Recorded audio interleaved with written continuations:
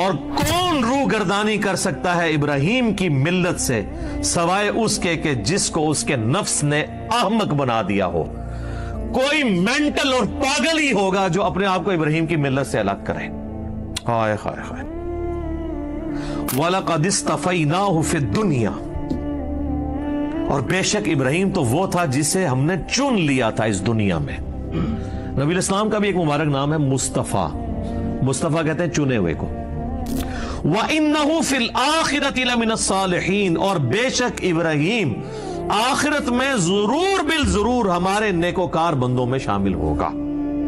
اذ قال له ربه اسلم, اور یاد کرو جب بھی اس کے رب نے اس سے کہا کہ ابراہیم, آرڈر آیا سر تسلیم خم. قال اسلمت لرب العالمین, تو اس نے فوراً کہا کہ میں اپنے رب کے حضور سر تسلیم خم کر. اللہم اجعلنا منہم, اللہم من احییتہ منا فاحیہ علی الاسلام ومن توفیتہ منا فتوفہ علی الایمان. رضیت باللہ ربا وبالاسلام دینا وبمحمد نبیا. کیا سوز و گداز ہے جی. مجھے بتائیں رب کی تعریف اپنی مخلوق کے لیے اس سے زیادہ کسی کی تعریف ہو سکتی ہے؟ کہ اللہ کہہ رہا ہے کہ پاگل ہوگا جو ابراہیم سے روگردانی کرے.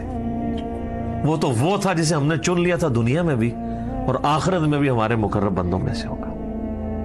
اور وہ ایسا تھا کہ جب بھی اس کے رب نے اسے کہا نا کہ ابراہیم تیار ہو جا, اس نے یہ نہیں کہا کہ یا اللہ سوچ لواں یا کچھ تھوڑا ٹائم مل جائے یا کوئی تعویل کر لے. حتیٰ کہ سورہ الصافات کی آیت نمبر 100, 101, 2 اور 3 میں آتا ہے کہ خواب اللہ نے دکھایا حضرت ابراہیم کو کہ جی وہ اپنے بیٹے کو قربان کر رہے ہیں. انہوں نے اٹھ کے کوئی اللہ سے نہیں کہا کہ یا اللہ خواب بھی ہے, کوئی تعبیر, کوئی دسنی, یہ وہ کہ ارادہ ہے, کوئی آئے بائیں شائیں. سیدھا بیٹے کو بلایا ہے جناب. اور بیٹے کی عمر کیا ہے اس وقت؟ ہارڈلی 12 سال عمر ہے. اور بیٹا کون سا؟ 87 سال کی عمر میں وہ بچہ ملا ہے. 87 سال تک بے اولاد رہے ہیں. اور جب حضرت ابراہیم کی عمر 99 ایئرز ہوئی ہے, 99 ایئر کا بندہ تو اپنی لائف کنکلوڈ کر بیٹھا ہوتا ہے.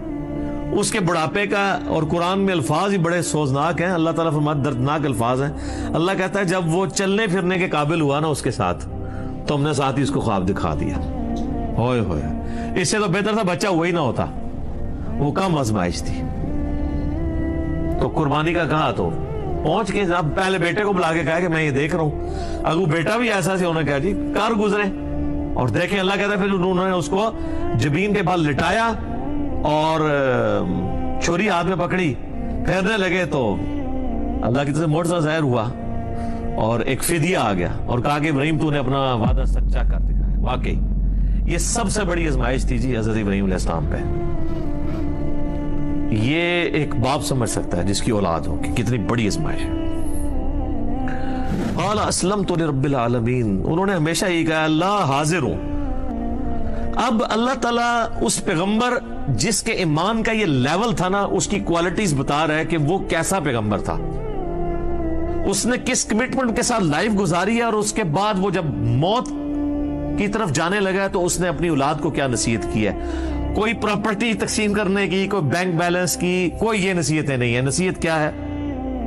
وَوَصَّى بِهَا إِبْرَاهِيمُ بَنِيهِ وَيَعْقُوبُ, اور وصیت کی ابراہیم نے اپنے بیٹوں کو اور یعقوب نے بھی اپنے بیٹوں کو. ابراہیم علیہ السلام کے 2 بیٹے تھے, اسماعیل اور اسحاق. اسحاق علیہ السلام کے آگے سے بیٹے تھے یعقوب, اور ان کے آگے 12 بیٹے تھے جن میں حضرت یوسف علیہ السلام بھی شامل ہیں. تو اللہ تعالیٰ ہمارا یہ دونوں پیغمبروں نے اپنے بچوں کو نصیحت کی, اور کیا کہا, یہ موت کے وقت نصیحت ہو رہی ہے, وہ آگے ذکر بھی آ جائے گا کہ یہ نزع کے عالم میں وہ کہہ رہے ہیں یا بنیہ, اے میرے بچوں, ان اللہ اصطفیٰ لکم الدین, بے شک اللہ تعالیٰ نے چن لیا ہے تمہیں دین کے لیے. فلا تموتن الا وانتم مسلمون, دیکھنا تمہیں موت نہ آئے مگر اس حال میں کہ تم مسلم مرنا. اب آپ لاکھ کہتے رہے کہ یا اللہ میں تو بریلوی مرنا ہے. میں بھی خیر 2002 میں جب عمرے پہ گیا تو میں نے غلاف کعبہ پکڑ کے دعا کی تھی, یا اللہ مجھے بریلوی ماری. حالانکہ یہ دعا کرنی چاہیے تھی. تو دعائیں قبول نہ ہو تو پریشان نہ ہوا کریں. اس میں خیر ہی ہوتی ہے. حالانکہ ایک بریلوی ہے, دیوبندی ہے, اہل حدیث ہے, شیعہ ہے, سب کو یہ دعا کرنی چاہیے کہ اللہ مجھے موت نہ دینا مگر اس حال کے اندر کہ میں مسلم مروں. ہائے ہائے ہائے ہائے. تو میرے بھائیو, یہ مسلم جو لفظ ہے نا جی, یہ اللہ کو بڑا پسند ہے. ہوا سماکم المسلمین, اس نے تمہارا نام مسلم رکھا ہے. اللہ اکبر. تلک امت قد خلت, یہ ایک بڑی عظیم امت تھی جو گزر چکی. ہائے ہائے, تم لوگ ان کے نام کے اوپر ہی کھا رہے ہو. لہا ما کسبت ولکم ما کسبتم. دیکھو جو کمائے انہوں نے نیک اعمال, وہ اپنے لیے کمائے, تمہارے لیے وہ اعمال ہوں گے جو تم کرو گے, یعنی ان کے اعمال تمہیں کوئی فائدہ نہیں پہنچائیں گے.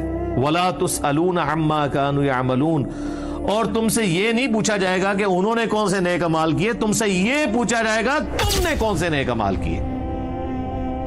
وہ کہتے تھے ہمیں ابراہیمی نسبت کام آئے گی, یہودی کہتے تھے, نصرانی بھی.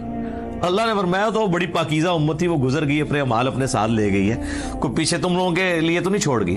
اسی کانٹیکسٹ میں ایک صحیح مسلم میں حدیث ہے, نبی صلی اللہ علیہ وآلہ وسلم نے فرمایا قیامت والے دن جس کے عمل نے اسے پیچھے کر دیا, اس کا نسب اسے آگے نہیں کر سکتا. اور اسی کو ہمارے نبی علیہ السلام نے کھول کھول کے بیان کیا, بخاری مسلم دونوں میں حدیث ہے. اے میری بیٹی فاطمہ, میرے مال سے جو لینا ہے لے لے, اگر اللہ کے حضور پکڑی گئی تو میں تیرے کچھ کام نہیں آؤں گا.